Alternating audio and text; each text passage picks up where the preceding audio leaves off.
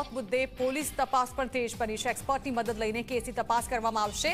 હોસ્પિટલના જવાબદાર લોકો સાથે વાતચીત કરવામાં આવી રહી હોવાનું પોલીસ જણાવી રહી છે। સમગ્ર મામલે તપાસ બાદ ગુનો દાખલ કરવામાં આવશે।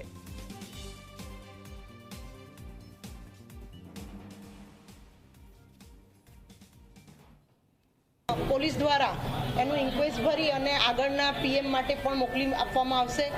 પીએમમાં પણ ફોરેન્સિક ટીમ પેનલ ડોક્ટરો દ્વારા પીએમ કરાવવામાં આવશે અને આ જે ઘટના બની એની પાછળનું કારણ શું છે એની પણ અમે પોલીસ તપાસ ઊંડી પોલીસ તપાસ કરીશું અને અત્યારે હાલ એ પોલીસ તપાસની કાર્યવાહી ચાલુ છે।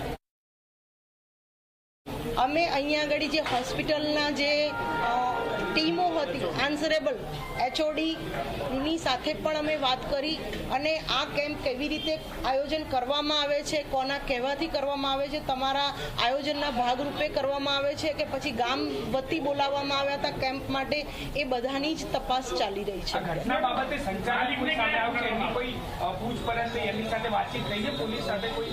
અત્યારે પ્રાથમિક તપાસમાં અમે એમની સાથે વાતચીત કરી છે અને એમણે આ કેમ્પનું જે આયોજન કર્યું હતું એની પણ માહિતી અમને આપવાનું કહ્યું છે।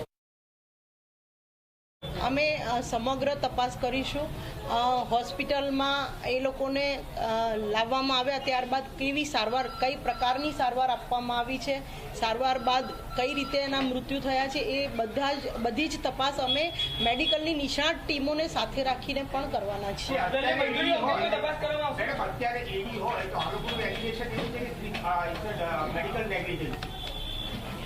મેડિકલ નેગ્લિજન્સી હશે એ પણ અમે તપાસ કરીશું।